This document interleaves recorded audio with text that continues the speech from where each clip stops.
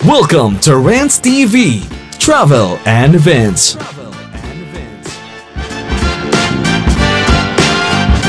Hi guys, please samahan niyo po akong mag-update dito sa Juan Luna Building in Binondo.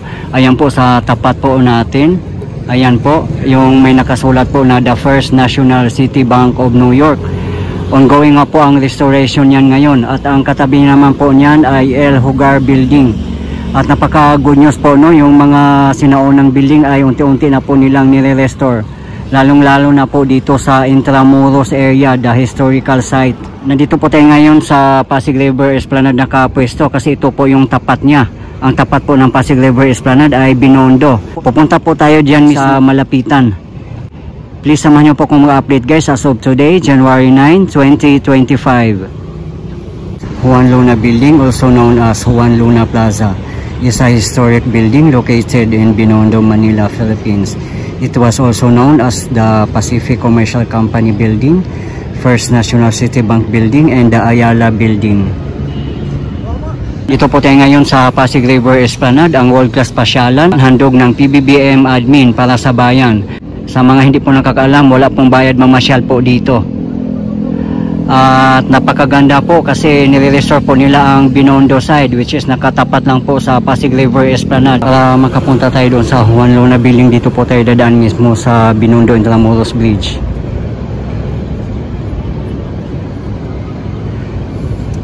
Pagbaba po nito ay Juan Luna Street na, Plaza Lorenzo or Ongpin.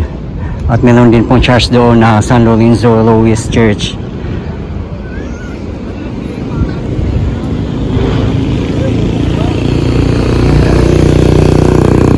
Marami na rin pong nagpapa-chill-chill dito, mga bikers din marami, at may pulis po dito nakapwesto. Ayun po sa tapat po natin, kaya din po siguro wala ng mga vendors dito kasi dati maaga pa lang may mga vendors na po dito. Ayan po ang napakagandang Pasig River Esplanade. Ang tapat po natin ang The Historic Jones Bridge.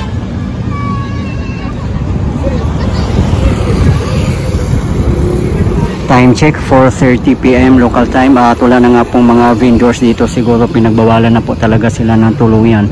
Ayan po, may pulis po nakapwesto doon sa tapat po natin. Ayan po, pagbaba po ng ramp na yan ay Soriano Avenue, Intramuros. Po sa kahabaan ng Soriano Avenue, marami nga pong kainan dito. Merong KFC, Greenwich, Chowking, Max, may Uncle John's din, merong Bacolod Inasal at Jollibee. Ayan po. Ito na po tayo mismo sa Juan Luna Building guys. Nasa tapat na po natin. Ayan. So sa ngayon pala po ay tinatawag na pong Riverside Palace.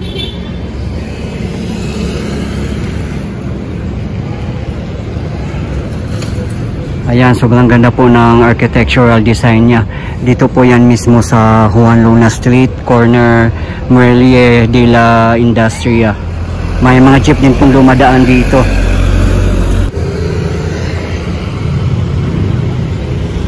Yan naman po ang tapat niya, ang El Hogar Building na napakaganda. Kaso for now, hindi pa siya nire-restore. Parang abandoned siya. Ayan po, as you can see. Ayan po mga jeep, Santa Cruz, San Nicolas, Divisoria, dumadaan po dito. Maganda sana kung ma-restore to as 5-star hotel kasi katapat lang po ng Pasig River Esplanade na world-class pasyalan ng bayan.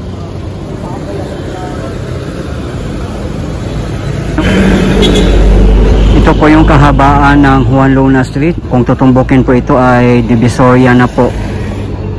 Malapit lang pong lakarin dito kung gusto nyo pong pumunta ng Divisoria, at kung galing po kayo ng Divisoria, pwede nyo rin pong lakarin dito papuntang Pasig River Esplanade kung gusto nyo pong mamasyal. Ayan na po, as you can see, ayan po ang The Historic Jones Bridge. At yung tapat nga po natin ang Pasig River Esplanade na napakaganda. Ayan po, tapat lang po ng Binondo. Yung white building naman po ang Chamber of Commerce of the Philippine Islands. At katabi niya po ay Bureau of Immigration. Ayan naman po ang the iconic Binondo Intramuros Bridge. Diyan po tayo dumaan kanina. Ang katabi naman po ng El Hogar Building ay Birch Tree Plaza. Operational pa po ang building na yan.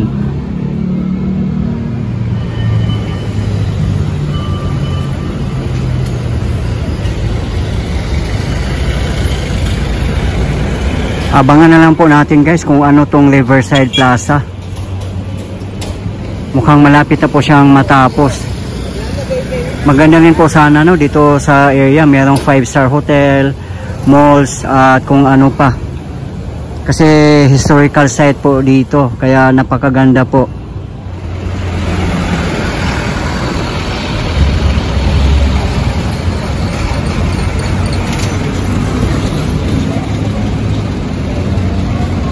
Hey guys, El Hogar Filipino Building is an early skyscraper in Manila, Philippines.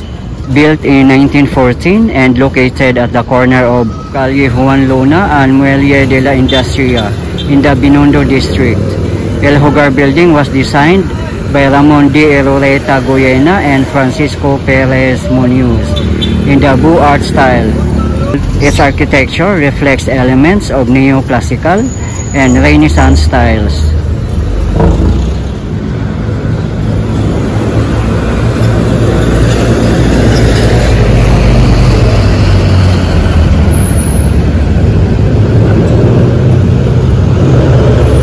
Marami nga pong dumadaan dito ng mga jeep, yung mga signboard Santa Cruz, Divisoria, San Nicolas. At kung dito lang po kayo dumaan, hindi po kagandahan dumaan dito sa street na to guys. Hindi siya malinis eh, ayan o, as you can see. Kasi nga po hindi pa siya nare-rehabilitate. Akyat po tayo dyan sa The Historic Jones Bridge. Then pupunta po tayo ng Pasig River Esplanade kasi nasa tapat lang naman po natin. Nandito na po tayo mismo sa Jones Bridge. Diyan nga po tayo galing kanina sa Muelle de la Industria Street. Hindi nga po maganda dumaan dyan kasi marumi po, talagang mabaho. Kasi po hindi pa naman po siya nare-rehabilitate.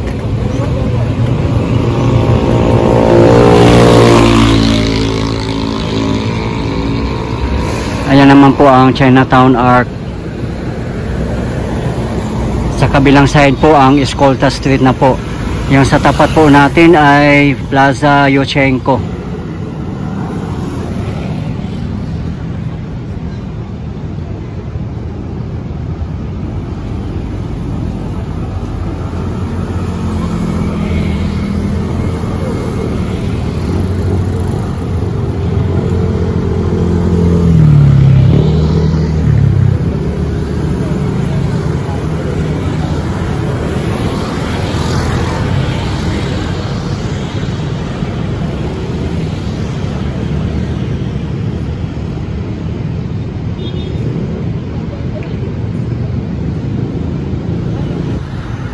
Ayan naman po ang Post Office Building. Nandyan lang po sa likod ng Post Office Building ang Pasig River Esplanade. Sa mga hindi po nakakaalam, napakadali lang pong pumunta dito at mamasyal.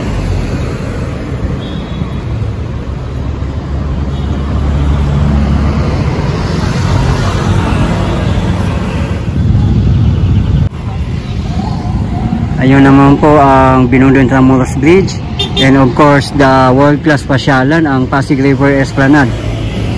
Meron pa rin po sila mga Christmas decorations dito. At yung Christmas tree nandyan pa rin po. Close nga po today ang Pasig River Esplanade, January 9, 2025. Dahil po sa maintenance at pesta din po ng Nazareno.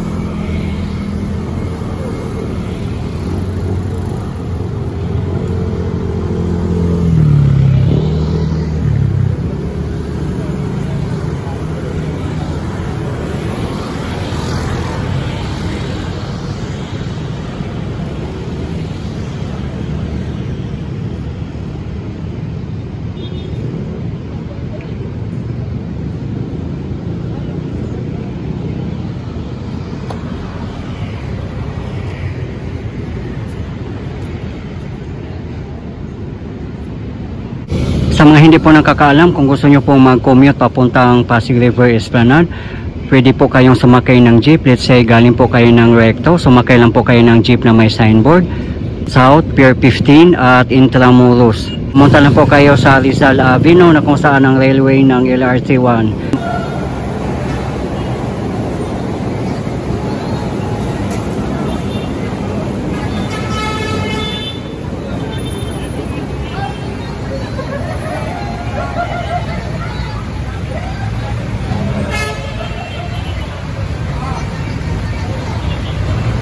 At kung sa Avenida naman po kayo sumakay, ganon din po ang signboard ng jeep, South Pier 15 at Intramuros.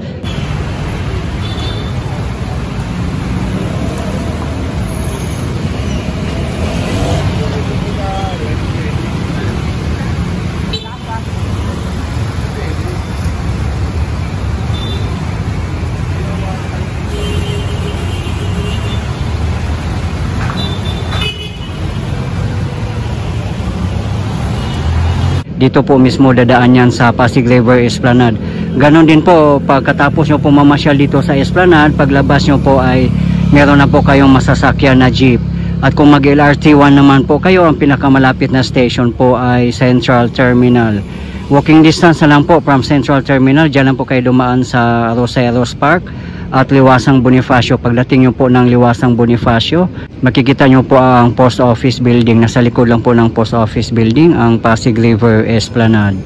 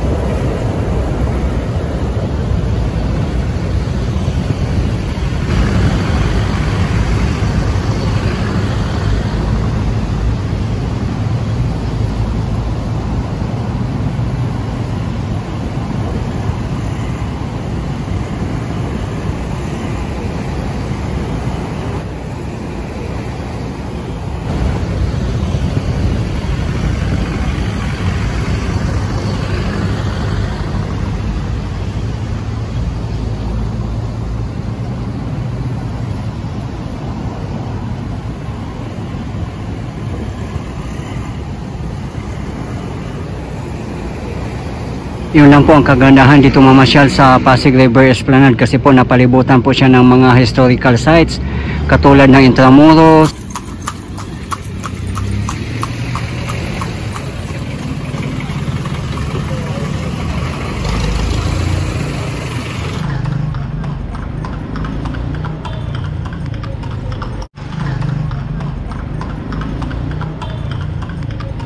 Binondo, Quiapo, Luneta Park, Liwasang Bonifacio, Escolta at marami pa pong iba.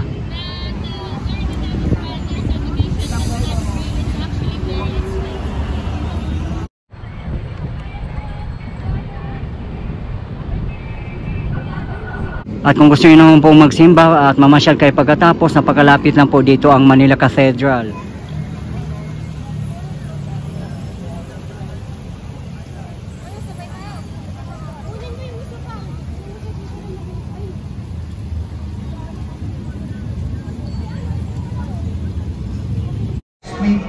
We will be celebrating the first Sunday of Advent, some days of preparation before Christmas. San Agustin Church, the UNESCO World Heritage.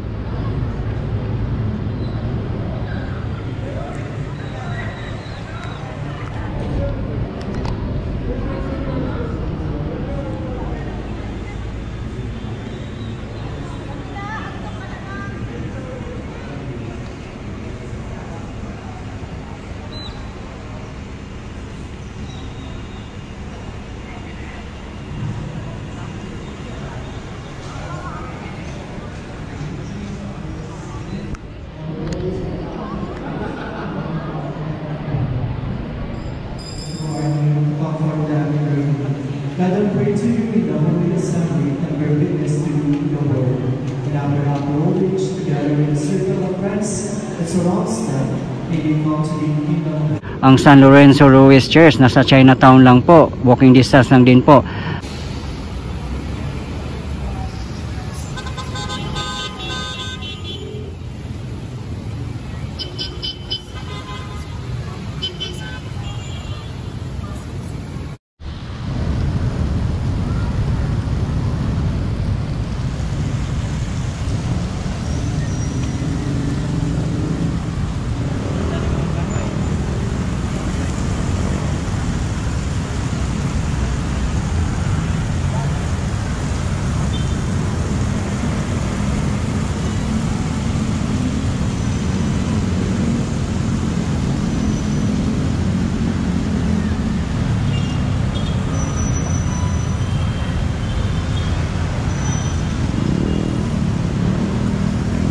At pati Santa Cruz Church, napakalapit lang din.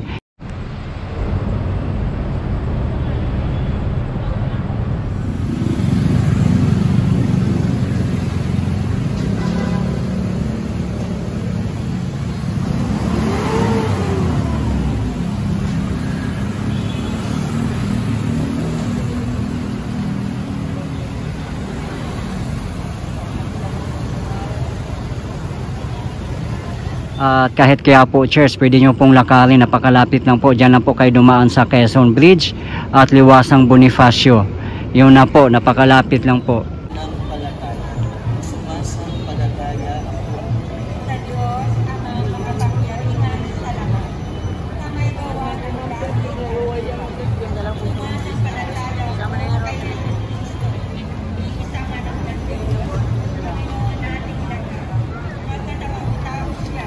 Yan lang po yan natin, kuya. Nasa po siya magdagdag.